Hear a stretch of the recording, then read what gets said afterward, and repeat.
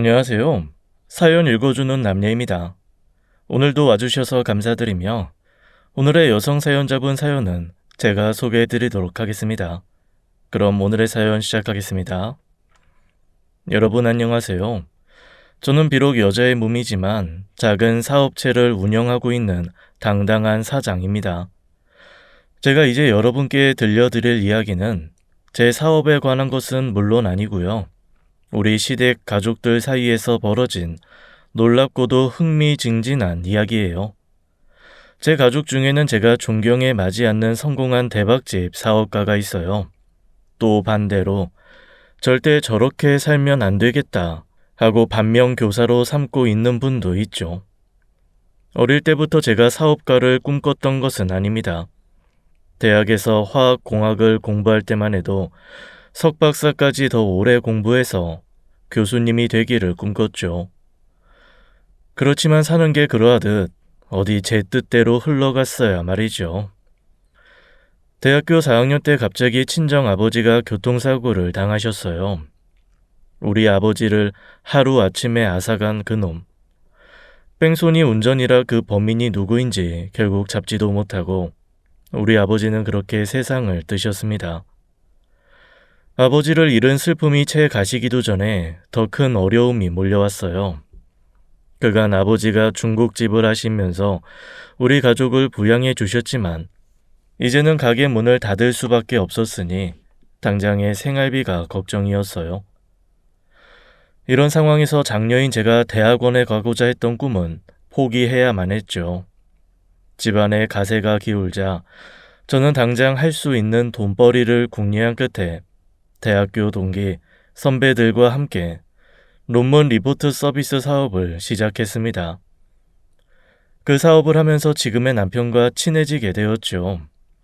남편은 원래 대학 선배로 알고 지내던 사이였을 뿐이었어요. 그런데 저와 같이 사업을 시작한 선배의 친한 친구인 남편이 우리 사업을 도와준다고 자주 만나게 되면서 결국 사귀기까지 했답니다. 처음 사업을 시작할 때는 급여로 한 달에 150만 원 받을까 말까 겨우 그 정도였는데 해가 갈수록 사정이 좋아졌어요. 결혼한 이후 남편까지 다니던 회사를 퇴사하고 본격적으로 제 사업을 도와주기 시작했습니다. 그리하여 제 사업은 안정적으로 직원 6명을 거느린 인터넷 사업자가 되었어요. 현재 우리 부부는 대기업 직원 수준의 돈을 벌고 있으니 그래도 괜찮지 않나요? 저는 스스로 제 사업에 만족하고 있었지만 이것에 불만인 분이 한 분 있었죠. 바로 우리 시모예요. 사실 지금 신혼집은 상암동 아파트로 시모가 해주신 것이고 시부모님은 방배동 50평 고급 빌라에 사십니다. 네, 우리 시댁은 꽤나 부유한 집이에요. 하지만 남편 집이 처음부터 잘 살았던 것은 절대 아니라네요. 월세와 식비 걱정할 정도로 가난했었는데 시모가 사업을 해서 집안을 일으켜 세우신 겁니다. 빈털터리 신세에서 두 자식 대학까지 보내고 이 집안 이만큼 잘 살게 일으킨 게 다 내 덕분이라니까. 이렇게 대놓고 스스로에 대한 자부심이 대단한 분이세요. 우리 시모가 어떻게 이런 큰 성공을 거두었냐면 말이죠. 시모의 친정 엄마는 강원도 봉평 사람으로 막국수를 기가 막히게 볶고 만드는 분이었다고 합니다. 그래서 배운 것 없이 시모가 할 만한 일은 아주 작은 막국수 파는 노점을 여는 것뿐이었어요. 그런데 그 막국수가 보통 기막힌 맛이어야 말이죠. 입소문이 나서 손님들이 모이더니 2년 만에 점포를 열게 되었습니다. 게다가 이렇게 연 식당이 대박을 쳐서 1시간은 대기해야 먹을 수 있는 그런 대박집으로 성장하고 만 것이죠. 이것만 해도 대단한데 시모의 성공은 여기서 그치지 않았습니다. 우리 친정엄마가 막걸리도 또 그렇게나 잘 빚으셨어. 그래서 우리 식당에서만 빚어서 파는 수제 막걸리가 단골들한테도 인기가 좋았던 거야.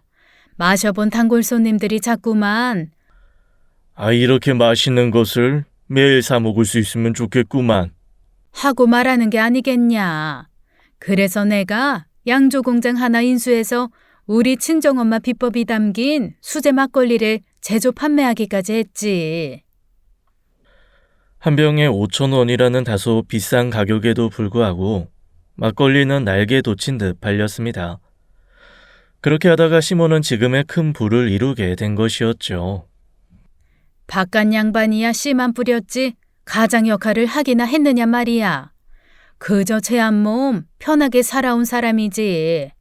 아주 쓸모라고는 눈꼽만큼도 없는 양반. 옛날 시절 집안 어르신들의 중매로 만난 시부와 시몬은 사실 연상연하 부부였어요. 시부보다 3살이 많은 시몬은 가끔 야 최재훈 너 이리로 와봐 라고 하면서 시부를 하대할 때도 있죠. 하지만 시모가 시부한테 이렇게 대하는 이유는 젊었을 적 시부가 몇 번이나 돈 사고를 쳤었기 때문입니다. 그럼 나 아니었으면 이 집안 구석은 망해도 진작 망했지. 우리 생떼 같은 자식들이 눈 동그랗게 뜨고 배 곪고 있는데 그걸 내가 어떻게 보고만 있었겠어? 이렇게 시몬은 완전히 시댁에서 군림하는 여왕과도 같았어요. 시모의 말 한마디에 따라 모든 것이 움직였습니다. 다 좋았습니다. 시모 덕분에 이렇게 잘 살게 되었으니 말이에요. 하지만 문제는 시모가 제 사업에까지 지나치게 간섭을 하신다는 거예요. 시모가 사업 수완이 좋은 것도 저는 인정합니다. 그렇지만 저와 어머님 사업은 분명 업종이 달라요. 하지만 시모는 저를 볼 때마다 조언 아닌 간섭과 잔소리를 하셨어요. 그래, 너 요즘 사업은 어떻게 잘 하고 있는 거냐? 매출 좀 올랐어? 네, 그래도 작년 대비 올 상반기만 해도 매출이 10%는 늘어난 것 같아요. 다만 직원 중에 일을 제대로 마무리하지도 않고 퇴사하려는 친구가 있어서 좀 골칫거리네요. 새로 뽑아서 인수인계도 해야 되는데 자기는 금방 유학 갈 거라 빨리 퇴사하고 싶다면서. 그러니 내가 뭐랬어. 너희 직원들 재택근무한다는데 그래야 하면 망해. 자고로 밑에 사람들은 사장이 감시하고 꽉 틀어쥐어야 한다. 느슨하게 잘해주면 기어오르는 게 사람이야. 또 어느 날인가 갑자기 근무 시간 중에 전화를 하셨어요. 야, 내가 네 사업에 대해 딱 아이디어가 생각나는데 말이다. 그냥 회사를 아예 내라. 내가 가지고 있는 사당동상가 하나 있는데 거길 싸게 월세 놔줄게. 거기에 직원들 출퇴근해서 다니면 직접 네 눈으로 보면서 허튼 짓 하는지 감시할 수도 있고 아주 좋은 생각 아니냐? 네, 어머님 절 생각해 주신 말씀은 감사합니다만 다른 직원들은 재택으로 근무해도 잘해주고 있어요. 그리고 저희는 매출 이윤이 아주 큰 회사가 아니라 월세며 직원들 식사까지 내면 남는 순수익이 아주 적어요. 그래서 당분간은 재택근무 형태로 유지하려고요. 네가 어려서 아직 뭘 모른다. 이 성공한 사업가의 말을 흘려듣다니. 그러다가 나중에 큰 후회할 거야. 시몬은 자기 충고를 제가 또 무시한다면서 심기가 불편한 티를 팍팍 내고 전화를 끊어버렸어요. 시모만큼 큰 사업은 아니지만 저도 제 나이에 비해서는 괜찮게 버는 회사 대표입니다. 하지만 이런 시모의 태도는 저를 무시하는 것만 같아서 조금씩 그분에 대한 서운함과 원망이 쌓였죠. 시모는 결혼하자마자 저를 앞에 앉혀놓고는 시댁에서 제가 며느리로서 해야 할 일들을 일러주셨습니다. 우리 시모 때부터 여기 최 씨 집안 제사는 1년에 4차례 지낸다. 당연히 며느리인 너도 이 제사 준비에 참여해야 하고 처음 3년간은 널 가르친다는 마음으로 내가 장도 보고 해오던 대로 하겠지. 그렇지만 그 다음부턴 네가 주도적으로 제사 준비를 해야 된다. 너희 집에서 하면 더 좋고. 어머님, 저는 기독교 집안에서 자라서 제사라고는 해본 적이 없어요. 그리고 저도 신앙의 문제상 제사 음식 준비를 돕고 기도 드리는 것까지만 하고 싶습니다. 나도 우리 시모한테서 2년만 가르침 받고 그 이후는 26살 나이에 혼자서 30년 넘게 해왔다. 뭘 못한다고 버텨? 다 해. 하다 보면 다 한다고. 전 교회에서 제사는 귀신들에게 하는 우리나라에서 없어져야 할 악습 첫 번째로 배우고 살았어요. 그런데 제가 어떻게 제사를 앞장서서 치를 수 있겠어요? 전 시댁의 문화를 존중해서 제사를 폐지시키겠다고 말씀드린 것도 아니고요. 뭐? 악습? 네가 뭐라고 들어오자마자 이 집안 제사를 폐지한다 마다 해? 너 지금 4번이나 되는 제사를 이 늙은 시애미 보고 혼자 하라는 말이냐? 급기야 시모는 분에 이기지 못하고 제게 삿대질까지 하면서 언성을 높이셨어요. 그런 시모의 모습에 움츠려들 만큼 전 유약한 사람이 아닙니다. 도리어 저도 얼마든지 시모의 말씀에 하나하나 부정해 가면서 말할 수 있는 강단이 있었어요. 하지만 그러면 정말 큰 싸움이 될 것만 같아서 어째야 하나 고민하고 있던 바로 그때였어요. 아이, 그럼 제사를 1년에 2번만 하면 되겠네. 우리 부모님, 조부모님, 고조까지 합쳐서 설과 추석 이때만 합시다. 2번만 하면 당신 부담도 덜고 좋지 않겠소. 당신네 집안 전통이라면서 당신 어머니가 그렇게 나한테 제사를 강조해 왔는데 이 사실 아시면 퍽도 좋아하시겠소. 싫어하시든 어쩌든 아들인 내가 그리하겠다면 우리 어머니는 괜찮다고 하실 뿐이지. 며느리 너는 명절 제살 때는 와서 시어머니 제사 준비 열심히 도와라. 알겠냐? 네, 물론이죠, 아버님. 이렇게 멋지게 나타나서 상황을 잘 정리해 주신 시부에게 무척 고마웠습니다. 물론 시모는 줄일 거면 진작 줄일 것이지 자기가 해온 평생의 재산은 어떻게 보상할 거라며 시부에게 대거리를 해댔지만 말이에요. 아직은 낯설고 어려운 시댁에서 시부만 나를 편들어 주시는 것 같아서 돌아가신 친정 아버지 생각도 났습니다. 저를 위해주는 말씀도 다정하게 해주는 시부께 잘해드리고 싶었어요. 그런데 너희 시엄마가 지난번 네 편 들어줬다고 내 용돈을 줄이겠다는구나. 한 달에 꼴랑 30만 원 주던 걸 반절만 주겠다고 하니 원. 너희 시어머니가 그렇게 모진 사람이야. 에잉. 저 때문에 시모에게 그런 불편을 당하셨다니 미안한 마음과 감사한 마음에 시부를 도와드리기로 했습니다. 제가 매달 20만 원씩 붙여드릴게요, 아버님. 남자 어른이 어떻게 15만 원으로 한 달을 지내시겠어요. 어머님도 참. 그자, 너도 그리 생각하지. 정말 고맙구나. 앞으로도 너희 시엄마가 괴롭히면 내가 혼내주겠다. 언제들 말해라. 그리 큰 금액을 드리겠다는 것도 아닌데 시부는 해맑은 표정으로 이렇게나 좋아하셨어요. 그런 시부가 좀 귀엽다는 생각을 하면서 그 제사 일은 잘 마무리하고 넘어갔습니다. 하지만 소에게 용돈으로 끝날 것 같았던 일은 시작에 불과했습니다. 시부는 그 이후 저를 만날 때마다 따로 불러서 용돈을 요구하시는 것이 아니겠어요? 얘야, 내가 요즘 기력이 너무 허해서 도통 입맛이 없구나. 어디 가서 장어를 좀 먹으면 좋아질 것 같은데 장어가 워낙 비싸서. 이 모습을 보던 남편의 누나, 형님이 한마디를 하고 지나갔습니다. 아빠 또 저러시네. 지난달엔 저보고 전복 드신다면서 10만 원 가져갔잖아요. 이번엔 장어야? 참 잘 챙겨 드셔. 그 연세에 그거 잡수시고 뭐에 힘쓰시려고? 딸년이 애비한테 한다는 소리가 내가 아내 복만 없는 게 아니라 딸년 복도 없나 보구나. 형님 말씀에 이렇게 침울하게 계시니 안쓰러운 마음이 들어 또 20만 원을 드렸죠. 하지만 시부는 계속해서 저에게 이런 돈 요구를 하셨습니다. 어느 날 시부는 우리 집으로 저를 찾아오셨어요. 아버님, 어쩐 일로 이 시간에 저희 집까지 오셨어요? 무슨 일 있으세요?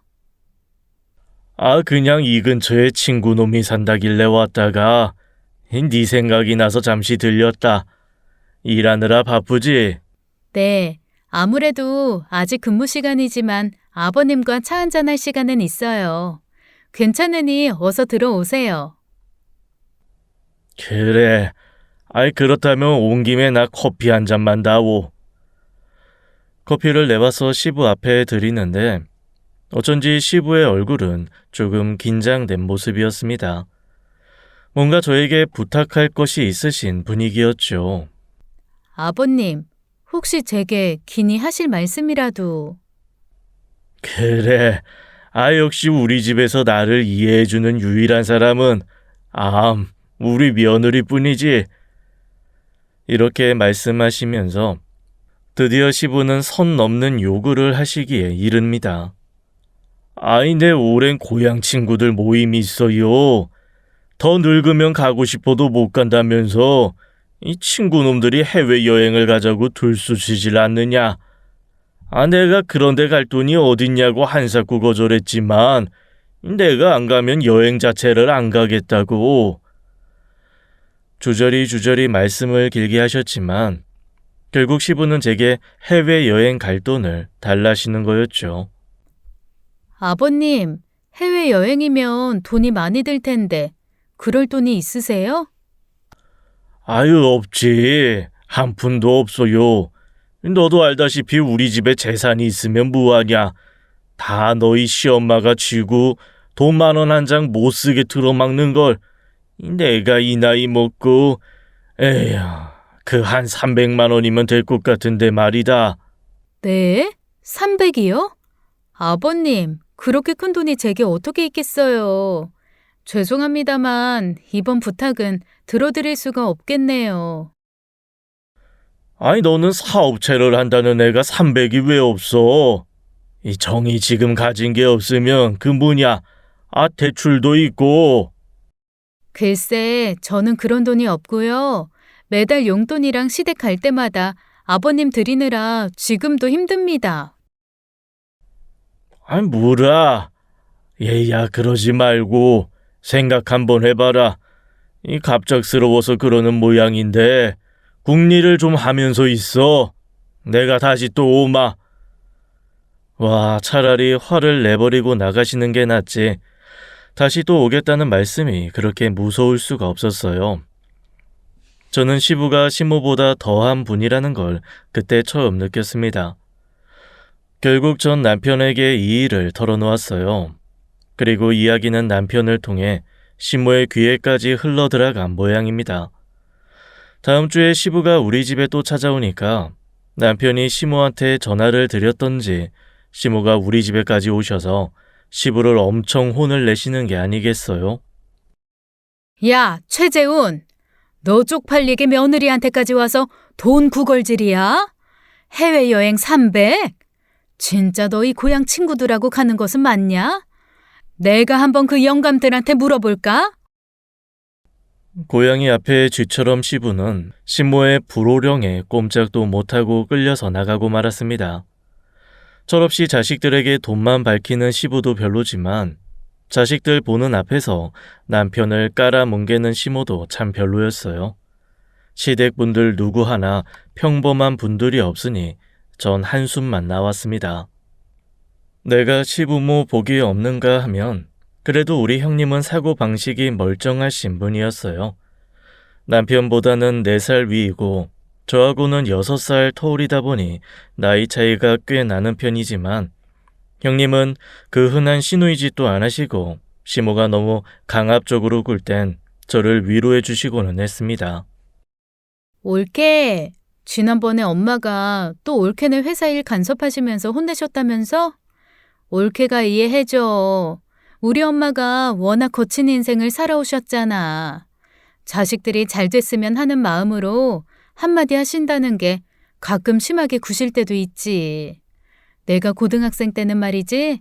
매일 밤 이것이 잠 안 자고 공부 하나 안 하나 몽둥이 들고 감시도 하셨다니까.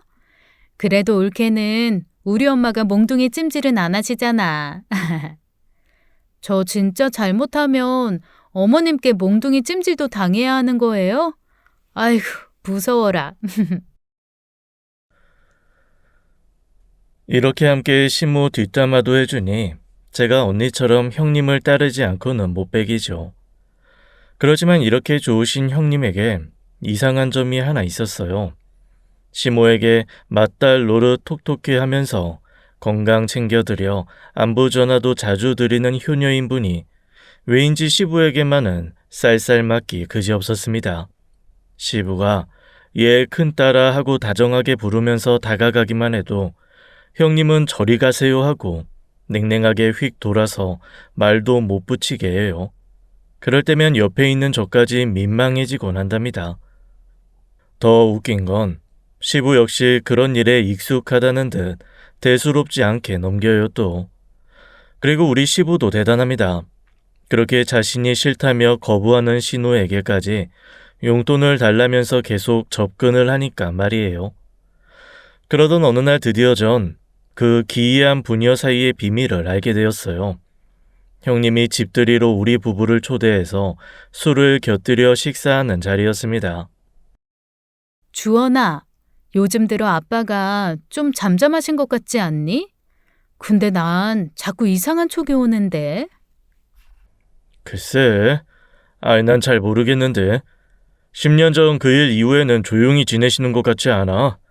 아버지도 이제 이른이 코앞인 나이다. 그럴 힘도 없으실 거야. 둘이 무슨 말인지 영문을 모르겠는 저를 보고 형님은 시댁 가족의 치부를 공개하셨습니다. 이제 올케도 우리 한 가족이니까 우리 집에 부끄러운 일 하나 얘기할게. 아버진 사실 젊었을 때부터 소문난 바람둥이였어. 아버지가 정확히 몇 번을 어떻게 바람 피워왔는지 엄마도 자식인 우리한테 부끄러워서 말씀하지 않아서 자세히는 몰라. 그치만 가족인 우리가 아버지가 그런 사람이라는 걸 왜 모르겠어? 내가 중학교 3학년 때 하루는 학교에서 오는 길에 집 앞 골목에서 보고야 말았지. 그 추악한 아버지의 모습을. 누나, 그 얘기까지 괜찮겠어? 누나한테는 아직 상처로 남아있잖아. 형님은 그날 일이 떠오른다는 듯 살짝 눈시울이 붉어지기까지 했지만 그래도 말을 이어갔어요. 아버지가 어떤 검정 원피스 입은 다른 여자랑 입 맞추고 있더라고. 어린 내가 딱 봐도 애인 사이 같이 말이야. 근데 그게 하필 내 아버지라니. 그 장면 목격하고 난 큰 충격에 휩싸였지. 그리고 고민하다가 그날 밤 집에 들어온 엄마 보자마자 그 일을 일러 바쳤어. 크게 화가 난 엄마가 아빠한테 이혼하자면서 집안의 그릇까지 벽에 던져대고 아주 아수라장이 되었지. 맞아. 그때 나는 초등학생이었지만 기억이 생생해. 엄마가 그렇게 화내시는 건 처음 보기도 했고 아빠는 엄마한테 싹싹 빌기만 하는 걸 보고 아빠가 무슨 큰 잘못을 했나 보다 짐작만 했지. 여하튼 입을 뒤집어 쓰고 무서워서 덜덜 떠는 나를 누나가 달래주었으니까. 올케가 아마 말은 안 했어도 날 이상하게 생각했을 거야. 내가 아버지에게 왜 그렇게 차갑게 구는지. 그때 그 일 말고도 10년 전쯤에 또 아버지는 동네 과일가게 여사장이랑 바람을 폈거든. 동네 소문 퍼지고 창피해서 지금은 방배동으로 이사 온 거야.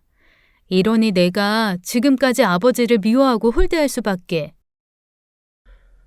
이제야 형님에 대한 의문이 풀렸습니다. 겉으로는 다정하고 친절한 시부를 왜 가족 모두 그리 무시하고 홀대했는지도 말이죠. 형님 말씀대로 저였어도 그런 아버지를 혐오했을 것 같아요. 남편 역시 어렸을 적 일이라 시모나 형님만큼 시부의 치부를 적나라하게 목격하지는 않았지만 은근히 아버지 용돈도 안 드리고 무시한다는 것을 저도 이미 알고 있거든요. 시모가 시부의 용돈 부분에서 그렇게 팍팍하게 나오시는 것도 시부가 받은 돈으로 엄한 데서 놀고 바람 피울까 봐서였던 것입니다. 그러던 어느 날 갑작스러운 소식을 받고 우리는 시부의 고향인 충남 서산으로 달려가야 했습니다. 그 소식은 바로 시할머니, 즉 시부의 어머님이 돌아가셨다는 전갈이었어요. 올해 90의 연세로 정정하시던 할머님은 큰 지병 없이 노안으로 세상을 뜨셨습니다. 시할머니의 부고로 전국 각지에 있던 시부의 형제, 친가 가족들 전부 모여들었습니다. 서산의 시골집에서 장례식을 꾸리고 시할머님을 선산에 고이 묻어드리자마자 시부의 형제분들은 누가 먼저랄 것도 없이 바로 할머님의 유산 문제를 꺼냈습니다. 자, 내가 장남이고 하니 어머니가 남기신 땅의 절반은 차지해야 할 것이요. 우리 자식 손자들이 다 지켜보는 자리에서 나이 잡수신 양반들끼리 유산 문제를 놓고 다투는 모습은 참 흉측했습니다. 그리고 이 싸움에서 시부 역시 물러섬이 없었어요. 형님 웃기는 소리 마세요. 우리 엄마가 생전에 나를 제일 이뻐하셨던 거 여기 모르는 사람이 누가 있어. 그리고 형수님이 교회 다닌다고 거절하셔서 내 안사람이 우리 조상 제사를 도맡아 하고 있지 않았는가. 나는 내 큰형님처럼 욕심내지 않아. 내가 3분의 1하고 남은 것을 형님 누나들이 가지쇼. 엄마가 너를 이뻐해? 네가 제일 못나고 허구한 날 여자 문제로 속썩이니까 우리 엄마도 아픈 손가락이다 하는 마음으로 감싸주신 것뿐이지. 눈 감기 전날까지도 엄마는 네 걱정하시더라. 야, 네가 엄마한테 한 요도가 뭐 있기라냐? 우리 제사고 뭐 다 옳게가 했지. 네가 아들로서 한 게 뭐에 있냐? 맨날 돈도 없어서 아내한테 쥐어 사는 주제에. 뭐요? 아이 누님 지금 말 다 했어. 이렇게 유산 하나를 갖고 어르신들이 유치원생같이 싸움이 나야 됐죠. 그런데 할머님 유산이 얼마나 되기에 저렇게까지 하시는 거래요? 시어머니가 워낙 자기 재산 틀어지고 있어서 자식들도 정확히는 모른대. 아까 이장님이 와서 하는 말이 저기 선산이랑 과수원 땅이랑 해서 5만 평은 된다던데. 에이, 시골 땅이 5만 평 해봐야 얼마나 받겠나요? 그렇지. 원래 이 동네야 낙후돼서 평당 10,000원이나 받을까 말까였지만 요즘 그쪽에 리조트 하나 들어오는 모양이더라고.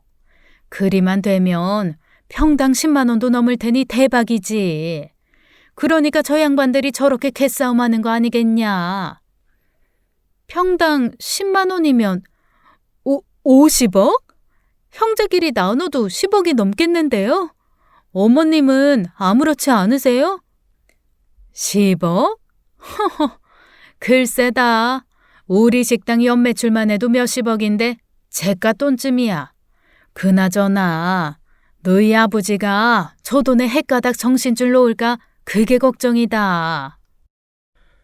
시모는 역시 거상의 기질이 있으셔서 그런지 예상도 적중했습니다. 시부는 당장 그 밭을 판 것도 아닌데 이미 부자라도 된 듯 어깨에 힘이 잔뜩 들어가셨어요. 쥐구멍에도 벼뜰 날 있다더니 이제 내가 돈 없다고 괄시하던 마누라부터 자식 새끼들까지 그 누가 나를 무시하겠냐. 앞으로는 내 마음대로 활보하고 다닐 거다. 그 알량한 유산 몇 푼 받겠다고 아주 팔자라도 핀 것처럼 좋아하시네. 그래, 어디 마음껏 해보슈. 괜히 애먼짓 했다가 나중에 빈털털이 돼서 기어 들어만 와봐요. 내가 받아주나. 나 옛날처럼 안 참아요. 걱정을 마로. 누가 애먼짓 한다고 그랬어? 그리고 우리 어머니가 남기신 땅이 몇만 평인데 내가 어떻게 거지가 된다고. 이제 시부는 전처럼 시모가 뭐라고 하셔도 귓등으로도 안 들으려 하시는 모습에 놀랐습니다. 유산이 생겼다는 소식 불과 며칠 만에 이렇게 사람 태도가 바뀔 수 있는 걸까요? 상도 마쳤으니 나는 빨리 가게 나가봐야 돼요. 너희도 그간 고생 많았다. 짐 꾸리자. 잠깐, 아직 할 게 많이 남았는데 가길 어디가? 난 당신 같은 한량이 아니라서 지금 우리 가게 비운 3일도 처음이라고요. 아까부터 매니저한테 전화 오고 바빠 죽겠는디. 가게는 뭐 직원들이 알아서 하라고 해. 우리 엄마 유품 정리해야 되고 다들 가고 나면 나 혼자 어쩌라고. 유산도 내가 많이 받아야 하니 형님들하고 얘기 잘 정리하고 가야지. 이렇게 시부는 전에 없이 시모의 말에 대들고 뻗대기까지 했어요. 허허, 그 유산 얼마나 한다고 가짱게 대기업 회장이라도 된 듯이 하시네. 시모는 어이가 없어서 뭐라 대꾸도 안 하고 그냥 가게로 가버리셨습니다. 그리고 시부는 우리와 형님네 부부에게 할머님 집 청소 등을 맡기고 본인은 이장댁으로 가셨어요. 뭐 자기가 유산을 차지하려면 이장님을 자기 편으로 만들어야 한다나? 그런 말씀이셨지만 결국은 그 집 가서 술에 떡이 돼서 시골집으로 돌아오셨습니다. 우리 형제들 모두 직장과 사업하는 바쁜 사람들이라 시부는 시골집 안방에 주무시게 하고 모두 상경해버렸어요. 다음날 시부가 전화해서는 이 버릇없는 놈들이 아버지 말 거역하고 멋대로 가버렸다며 화내셨지만요. 늘 말조심하고 친절하시던 분이 하루아침에 이렇게 변해버리니 전 낯설기만 했습니다. 인간이란 원래 돈 앞에 이렇게 되는 걸까요? 아니면 시부는 원래 저런 사람이었는데 돈과 힘이 없어서 그간 숨겨왔던 것일까요? 전 아직 그 이유를 알 수 없었지만 시부의 막 나가는 행동은 갈수록 더해갔습니다. 내가 돈도 많아졌는데 바둑이나 두고 낚시나 할 사람으로 보이냐? 나도 이제 골프나 치러 다닐 거다. 시부는 다른 친구들을 따라서 골프장에 나서기 시작했습니다. 골프를 배우는데 돈이 얼마나 많이 드나요? 나중에 유산을 받으면 갚겠다면서 시모에게 빌려 골프채부터 감승료까지 몇백만 원은 쓰신 것 같아요. 없던 사람이 갑자기 돈벼락을 맞으면 이렇게 무모해지는 걸까요? 게다가 시부는 어느 날 검은색 벤츠차를 새로 뽑아왔습니다. 봤냐? 이게 내 새 차요. 당신이 무슨 돈이 있어서 이런 차를 사요? 유산 받을 땅을 사겠다는 작자가 나타났다고 형님이 그랬다. 곧 계약금도 들어오고 몇 달 뒤면 잔금도 들어올 텐데. 차는 할부로 샀으니까 나중에 천천히 갚으면 되지. 어떻게 당신도 한번 새 외제차 타보지 않겠어? 아휴, 돈 받기도 전에 저렇게 펑펑 써대니. 이렇게 시부는 유산만 믿고 전에 없던 사치를 하고 다니면서 시모는 물론 자식들까지 걱정하기 시작했습니다.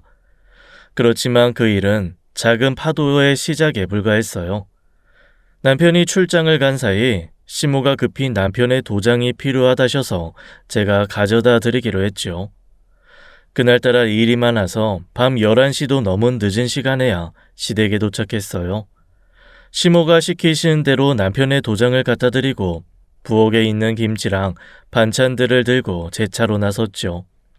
그런데 주차장에 가보니 시부의 검은색 차가 보이더군요. 라이트는 꺼져 있는데 차가 수상하게 위아래로 격하게 들썩이더라고요. 전 차에 도둑이라도 들었나 싶어서 차에 다가갔지만 누구도 보이지 않았어요. 그렇지만 차는 계속 혼자 들썩이고 있었죠. 차 안을 확인해보고 싶었지만 짙게 썬팅되어 있는 탓에 안이 절대 안 보이더군요. 그래서 저는 차 문을 노크를 해보았습니다. 그랬더니 격렬하게 들썩이던 차가 일순간 잠잠해지는 것이었어요. 분명히 차 안에 사람이 있는 듯한데 아무리 노크를 해도 차 문은 열리지 않으니 한 가지 머리를 스치고 지나간 예감이 있었습니다. 설마. 저는 차에서 멀어지면서 가는 척을 했지만 사실 주차장 문을 돌자마자 몸을 숨기고 지켜보고 있었습니다. 잠잠하던 차는 제가 가고 몇 분 뒤 다시 들썩이기 시작했어요. 10분쯤 흘렀을까요? 그 차에서 내리는 사람이 있었고 그 사람은 시부와 어떤 여자였습니다.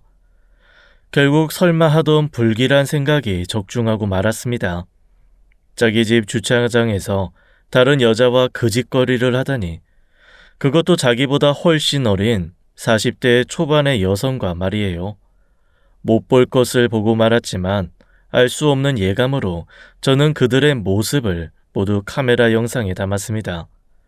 시부는 그 불륜녀와 헤어지는 것이 못내 아쉬웠는지 헤어지기까지 몇 번의 입맞춤까지 하고 결국 헤어지더라고요. 시부가 돌아서서 현관으로 들어가려는데 지켜보고 있던 저와 마주치고 말았죠. 아이 깜짝이야. 아이 네가 여기에 왜... 아이 어디서부터 봤냐? 아까 차에 노크, 그거 저예요. 시부는 제 말에 안절부절 못하더니 저에게 잘못 봤다면서 차에서 사업차 아는 여자와 무슨 물건을 찾느라 그런 것이라며 말도 안 되는 변명을 늘어놓더군요. 입에 묻은 립스틱이나 지우세요. 같은 여자로서 참을 수 없어요. 제가 본 모든 거 어머님께 말씀드릴 거예요. 사색이 된 시부는 손이 발이 되도록 빌면서 제게 부탁했습니다. 알겠다. 그렇지만 지금은 아니요. 너희 시모가 요즘 혈압도 높고 자칫 쓰러질 수 있어요. 그러니까 알리더라도 나중에 건강이 좋을 때, 응? 더 이상 시부를 마주하고 싶지도 않아서 고민해 보겠다는 말을 남기고 떠났습니다. 집에 돌아와서는 전 제가 본 광경 때문에 잠을 이룰 수가 없었어요. 제가 이렇게 분노가 치미는데 어머님이 아신다면 정말 큰일이 날까 걱정되었습니다. 그런데 갑자기 시부가 우리 집에까지 찾아온 거예요. 갑자기 왜 찾아오셨어요? 지금 집에 주원이 없지. 자, 이거 줄 테니 오늘 일은 비밀로 해라. 시부가 내민 것은 두툼한 갈색 봉투였는데 그 안에 돈이 들어있었어요. 이거나 받고 제발 나 좀 살려다오. 그런데 시부는 어찌된 일인지 눈이 밤탱이가 되어 있는 거예요. 아버님, 어머님께 들키셨어요? 누가 아버님 눈을 이렇게... 난 괜찮다. 네 시어머니는 아무것도 몰라. 그러니까 너는 그저 이 일만 혼자 묻어다오. 제발. 시부는 절박하게 제게 사정사정을 하다가 시댁으로 돌아가셨습니다. 저는 밤을 꼴딱 새워가며 고민했지만 도무지 시부의 외도 사실을 못 본 채 할 수 없어서요. 그리고 토요일 아침 일찍 시모를 찾아가 제가 그날 밤 보고 들은 모든 것을 말씀드렸습니다. 이 영감탱이가 또 바람을? 분노한 시모는 온 가족을 불러 모아놓고 시부의 외도 사실을 알렸습니다. 하지만 시부는 솔직하게 불륜을 고백하지 않고 도리어 딱 잡아떼고 억울해했습니다. 이봐, 나 억울하다고. 생사람을 잡아도 유분수지. 차에 태워준 사람하고 떨어뜨린 물건을 찾은 것뿐이란께. 저 며느리 저것이 경솔하게 잘못 보고선 집에 이런 사다리 나게 하고 말이야. 격하게 오리발을 내미는 시부에게 더는 캐묻지 못하고 시모는 일단 그 일을 마무리하기로 했습니다. 그간 시부가 절박하게 제게 부탁했으니 일단은 저도 입을 닫았어요. 하지만 제가 본 것은 명백한 사실이었기 때문에 시부에게 사람을 붙여서 뒷조사를 시작했죠. 시부는 덜미를 잡혀서인지 한동안 외출도 삼가고 골프장 약속도 취소하면서 자중하는 모습을 보였습니다. 그런 시부의 모습을 보고 시모도 안심하고 지내던 어느 날 집안이 뒤흔들릴 만큼 큰 사건이 일어나고 말았습니다. 시모의 긴급 호출이 자식들에게 내려진 것이에요. 너희 모두 오늘 밤 당장 방배동 집으로 소집이야. 무슨 일인지 너무 궁금해서 퇴근하자마자 남편과 시댁 현관에 발을 들여놓았을 때 눈앞에 마당극과 같은 우스꽝스러운 장면이 연출되고 있는 것이었어요. 시부는 사각 트렁크 팬티와 양말만 신고 어느 옷도 걸치지 않은 모습으로 무릎을 꿇고 있었습니다. 그리고 그 앞에 마치 전쟁터의 장수처럼 잔뜩 화가 난 채로 서 있는 시모가 보였어요. 아이, 이게 무슨 꼴입니까, 아버지? 엄마, 아버지에게 이렇게까지 하신 거예요? 너무하신 거 아니에요? 시부는 우리를 보자마자 눈시울을 글썽이며 아주 불쌍한 표정으로 말했어요. 둘째야, 아이 너희 엄마 좀 말려다오, 응? 엄마, 무슨 일인지 몰라도 이건 너무하신 처사예요. 며느리도 보고 있는데 아빠가 이런 꼴까지. 너무하다? 내 얘기 먼저 들어봐라. 아휴, 일단 내가 쓰러지기 일보 직전이니까 잠깐 숨 좀 쉬자꾸나. 시모는 지쳐 쓰러지듯 소파에 털썩 앉으셨고 저는 찬물 한 컵을 가지고 와서 드시도록 했습니다. 남편과 달리 사실 전 대충 상황을 짐작할 수 있었던 거예요. 부인할 수 없는 시부의 외도 사실이 시모에게 드러나 버린 것이겠죠. 어휴, 아까 어떤 투자신탁회사 직원이라면서 내게 전화를 했더라. 내가 사업자금 대출로 3억을 빌렸다는 거야. 난 그런 적이 없다고 강하게 부인했지만 그 직원이 나한테 계약서를 보여주더라고. 그리고 그 계약서에 분명 내 이름, 인감도장, 인감증명서까지 같이 있었어. 누가 봐도 내가 계약했던 걸로 보이겠지만 난 아니다. 그럼 누구겠냐? 응? 자, 이제 어디 당신 입으로 직접 얘기해 보시오. 그게 말이다. 김 여사라고 내가 다니는 골프장에서 이 골프채 사업을 하는 사람이 있어. 그 여자가 좋은 투자처가 있다고 해서 내가 투자를 했어요. 그런데 알다시피 당장 내가 돈이 어디 있나. 그래서 잠깐 너희 엄마 이름을 빌린 것뿐이지. 하지만 당신, 내가 우리 엄마 땅 처분만 하면 그깟 3억이 뭐야, 응? 이자 쳐서 내가 4억은 돌려줄 수 있다고. 우리 부부와 형님네 부부 모두 이 이야기를 듣고 경악하고 말았습니다. 이런 생각하면 안 되는 것이겠지만 지금 시부가 당하는 꼴은 당연하다고 느꼈어요. 아버지, 뭘 모르는 말씀 마세요. 할머니 땅이 다 아빠 것도 아니고 그거 처분한다고 얼마 나올지도 아직 모르는데 벌써 그런 큰 돈을 덜컥 투자하면 어떻게 해요? 투자도 투자인데 엄마 명의를 도용한 건 정말 잘못된 일이에요. 이건 법적으로도 처벌받을 대상이에요. 이번 일만큼은 아무리 내 아버지라도 전 받아들일 수 없습니다. 함께 있던 모든 사람들은 시부에게 등을 돌릴 수밖에 없었어요. 이놈의 집구석은 죄다 지 엄마 편이야. 내가 그 돈 갚는다고 누가 안 갚는다고 했냐? 그런데 날 이 꼴로 해놓고도 누구 하나 날 안 돕는다고? 아직도 시부는 자기 잘못을 반성하긴커녕 자식들이 자신을 외면한다고 서운해하기만 했어요. 그래서 저도 시부에 대한 치부를 이제 밝히기로 결심했습니다. 지금 이미 많이들 놀라셨겠지만 제가 알고 있는 아버님의 비밀을 드러내야 할 시간이 왔네요. 지난번 제가 말씀드린 외도 그에 대해 전 조사를 더 했고 확실한 증거도 갖고 있어요. 그리고 전 모든 가족들 앞에서 흥신소 직원이 조사해온 시부의 외도 사실을 밝히기 시작했어요. 최근 아버님이 골프장 출입을 하면서 아까 말씀하신 김 여사, 그 사람과 만남이 잦아지기 시작했어요. 아버님은 투자차 만난 사이라고 잡아댔지만 사실 그전부터 아버님 애인처럼 지내던 여자입니다. 48세 김영주 씨는 아들 둘을 가진 유부녀지만 소위 말해서 꽃뱀이에요. 이 말에 깜짝 놀란 시부는 바로 제 말에 부정했습니다.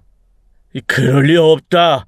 이 김 여사는 오래전 상처한 남편이 있고 으스라 자식도 없는 골프채 사장이야. 그러니까 제가 꽃뱀이라고 한 거예요. 아버님이 김 여사에 대해서 알고 있는 사실은 대부분 가짜니까요. 골프채 사장이요? 그 가게 점원 매니저일 뿐이고 그것도 정직원이 아닌 아르바이트 생일 뿐입니다. 사장으로 사칭해서 아버님께 투자금 뜯어낼 작정하고 덤빈 여자니까요. 그 여자가 몰고 다니는 벤츠차 등은 모두 빌려온 남의 것이죠. 아버님이 골프장에서 자기 유산이 어쩌고 내 부인 사업이 어쩌고 부자인 척을 해대니깐 그런 꽃뱀이 냄새 맡고 아버님께 들러붙었던 거죠. 아마 3억의 투자금을 들고 나서 그 여자 연락 끊겼죠? 아이, 그건 김 여사가 잠깐 해외여행을 다녀오겠다면서. 잠적해버렸으니 그 3억은 못 돌려받아요. 결국 아버님이 갚으셔야 되는 돈이에요. 그리고 해외여행하니까 생각나서 말씀드리는 건데 저는 그날 시댁 근처 차에서 내린 두 사람의 모습을 담은 사진을 모두에게 보여주었습니다. 믿을 수 없는 더러운 화면을 보고 시모는 아악 하는 소리까지 질러댔어요. 이 여자가 어떻게 아버님한테서 그 큰 돈을 투자금으로 받았겠어요? 같이 미사리로 드라이브 다니고 방콕으로 여행까지 다녀오셨다죠, 아마? 이미 그 꽃뱀과 아버님은 해서는 안 될 짓을 한 그렇고 그런 관계입니다. 그만! 됐다. 며느리야, 나 더 들으면 혈압으로 이 세상 하직할 것 같구나. 시모는 악을 써가며 시부를 때릴 줄 알았는데 의외로 몹시 차분한 말투셨습니다. 아유, 여보, 아이 누나, 제발 이번 한 번만, 진짜 딱 한 번만 눈 감아줘. 내가 정말 잘못했어. 앞으로 평생 당신의 손과 발이 되어서. 짝소리와 함께 시모는 시부의 뺨을 올려버렸어요. 그 입 다물어. 최재훈, 넌 이제 끝이야. 언제까지 어리광 피울 거야? 70다 된 늙은이가. 나하고 이혼은 물론이고 내 자식들한테 접근하지 마. 더러우니까. 시모는 우리 남편에게 저 물건 치워 내 집에서 이렇게 말씀하시고는 안방으로 들어가 버리셨어요. 그리고 시부는 남편과 고모부 팔에 이끌려서 옷도 못 챙겨 입고 그대로 집 밖으로 내쳐졌습니다. 이렇게 한평생 돈도 못 벌고 바람이나 피워댄 시부는 가족에게 버림받고 말았습니다. 문 밖에서 한참을 울고 빌어대던 시부는 10분쯤 지나자 문을 쾅쾅 발로 차고 나서 가버렸습니다. 자기 새 차를 몰고 어디론가 가버렸죠. 얼마 뒤 시모가 계신 안방에서 흐느끼는 울음소리를 들을 수 있었습니다. 형님과 전 안방으로 들어가 어머님의 손을 어루만지면서 눈물을 닦아드렸어요. 내가 이런 꼴까지 당하면서 40년 넘게 저런 인간을 왜 거두어 먹였는지. 언젠간 한 번이라도 남편 구실 제대로 할 거라 믿었는데 내가 멍청이 같은 년이지. 에휴. 시모의 절절한 이야기에 우리는 함께 눈물을 나누지 않을 수 없었습니다. 그리고 새 여자가 그렇게 부둥켜 안고 한바탕 울고 나자 좀 진정이 되더군요. 얘들아, 자식 볼 면목이 없다만 너희는 남편 단속 잘하고 절대 이 시애미 꼴나면 안 된다. 알겠냐? 특히 며느리야. 만약 내 아들이 저런 짓 한다면 당장 내게 구해라. 아들놈까지 지아비처럼 군다면 난 당장 혀 깨물고 죽어버릴 거야. 어머님, 그이가 그럴 사람인가요, 어디? 걱정 마세요. 그리고 사실 전에 아버님이 자기 바람 피우는 현장 목격한 제게 입막음으로 500만 원 주셨어요. 그 돈은 어떻게 할까요? 그런 돈 따위 내 알 바 아니니 너 좋을 대로 써라. 이렇게 불륜과 대출 명의 도용 사건으로 시부는 영원히 이 집에 발을 붙일 수 없었습니다. 저는 평소에 봉사 가던 보육원에서 곧 김장을 할 거라는 얘기가 떠올라서 어머님 이름으로 보육원에 전부 시부의 돈을 기부했습니다. 나중에 보육원 원장님이 시모에게 기부금에 대한 감사의 연락을 드리자 시모는 제게 말했습니다. 네가 어리다는 이유로 너에 대해 잘못 생각해왔구나. 네가 나보다 낫다. 나도 이번 일을 계기로 그 보육원에 주기적으로 후원하마. 그리고 보육원 가족들은 모두 우리 막국수 가게 평생 공짜 손님으로 하기로 했단다. 이번 일로 저는 다시 한번 시모의 배포를 느꼈습니다. 사업 조업 문제로 부딪혔지만 그건 제가 속이 좁았기 때문이라고 깨달았어요. 앞으로 제 사업을 시모의 조언대로 한번 해봐야겠다고 생각했습니다. 며칠 뒤 시모는 변호사를 찾아가서 시부에게 이혼 소송을 걸었다고 말씀하셨습니다. 변호사 말이 우리 집 재산 형성 과정에서 남편 역할이 미비했대. 이번 명의도용 대출부터 해서 전부터 손해를 입힌 부분이 많아서 아마 재산 분할은 나한테 유리하게 결정날 거라고 하는구나. 그리고 약 7개월 뒤 그 말씀대로 시부는 땡전 한 푼 갖지 못하고 시모와 이혼하고 말았죠. 시부가 시댁에서 쫓겨나고 한동안 소식도 없고 잠잠했습니다. 시모는 시부와 이혼 소송을 하면서 부부의 연을 끊고 이제 시부라면 치를 떨며 싫어하셨어요.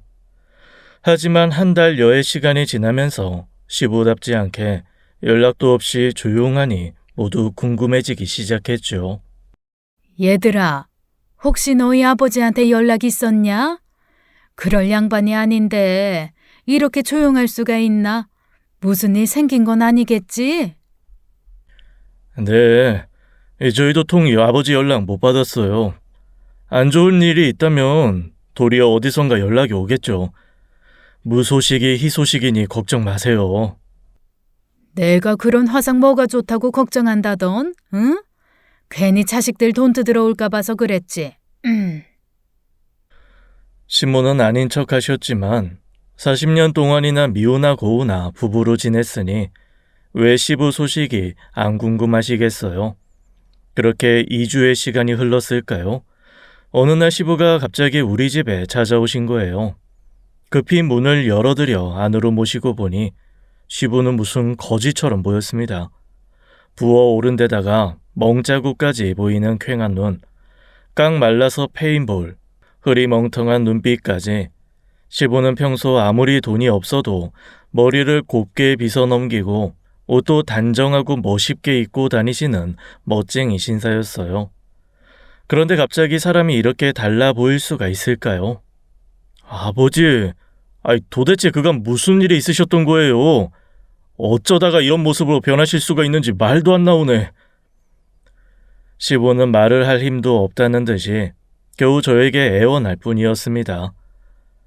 그건 차차 나중에. 나 밥 좀 다오 애미야. 저는 황급히 집에 있는 밥과 찌개, 반찬을 내와서 시부께 식사를 차려드렸죠. 시부는 몇 달은 굶은 사람처럼 허겁지겁 먹기 시작했습니다. 그 모습을 지켜보는 남편과 저는 마음이 짠해오기까지 했어요. 그렇게 밥 2공기와 모든 반찬을 드신 시부는 이제야 살겠다는 듯이 개운한 표정이었습니다. 그리고 시부는 그간 연락이 끊겼던 이유는 바로 꽃뱀 때문이라고 털어놓기 시작했습니다. 그날 집에서 네가 해준 김 여사 얘기를 듣고 그 여자를 찾았지만 쉽지 않았다. 그래서 골프장 클럽마다 그 여자 사진을 들고 다니면서 수소문했지. 내 3억 돌려받아야 아내가 이혼 소송을 취소해 줄 것 아니냐. 절박하게 찾아다니던 어느 날 갑자기 검은색 승합차가 나타나서는 나를 납치해버린 것이야. 그리고 눈을 떠보니 어디 쿰쿰하고 어두운 공사판 사무실 같은데 난 손이 묶인 채로 있었다. 내 앞에는 김 여사와 그 여자의 일당들이 있었고, 애미 네 말대로 김 여사 진짜 꽃뱀이 맞아. 그것도 아주 악질. 심지어 기둥서방까지 있더구나. 지난번에 내가 눈탱이가 밤탱이가 돼서 네가 물어본 적이 있지. 그때 김 여사의 친오빠라는 깡패 같은 남자가 나한테 자기 순진한 여동생 꿰어낸다면서 때리고 협박했다. 그리고는 돈 1,000만 원을 뜯어갔지. 그런데 그놈 알고 보니 김 여사의 기둥서방이었어.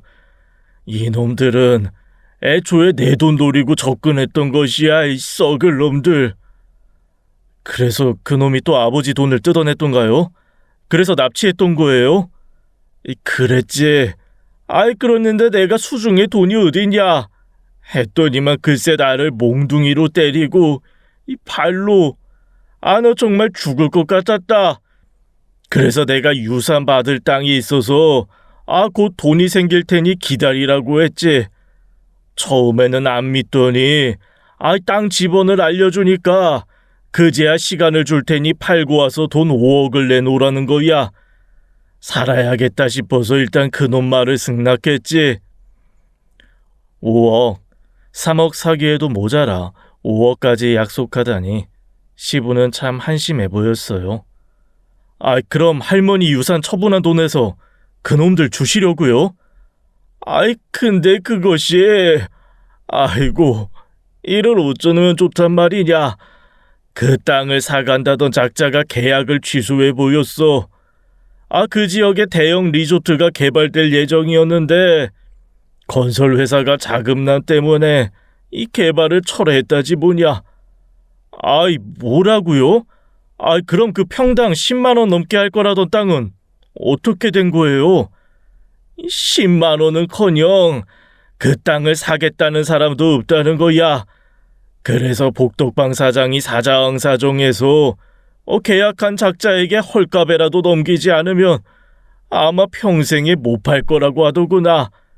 그리고 못 대고 형제끼리 나누면 이 고작 1,000만 원 받을 거라고. 이 돈이 무슨 소용이겠냐? 난 끝났다. 나 때문에 3억 대출까지 당한 네 엄마는 어쩌면 좋단 말이냐. 그리고 시부는 덜덜 떨면서 그 뒤 당한 일들을 말씀하면서 눈물을 쏟기 시작했어요. 우리 땅값이 똥값이 됐다는 소식을 어찌 알았는지 그 기둥서방동이 나를 감금해서 어떻게든 돈을 구하라고 협박했어. 밥도 제대로 안 주고 이 빵이랑 생수 하루에 하나 던져주다니 이게 사람 놈이냐? 그놈이 나간 사이 어떻게 겨우 탈출해서 여기까지 온 거다. 이렇게 시부는 결국 인생의 나락을 가고야 말았던 겁니다. 저는 동정심이 들었지만 어쩌겠습니까? 다 시부 본인이 자초한 일인 것을요. 이런 엉성한 분을 남편으로 데리고 살아온 시모의 인생이 불쌍해지기까지 했어요. 다음 날 날이 밝자 시부가 당했던 일과 시모 명의 도용 투자 사기까지 경찰에 신고했습니다. 시부는 그 범죄자들이 자기를 어찌할지 모른다면서 경찰들이 대구로 가라고 해도 버티고 머물렀다네요. 경찰들은 꽃뱀 일당을 수사하고 있지만 이런 놈들은 이미 잠적했을 거라며 검거하기 어려울 거라고 했어요.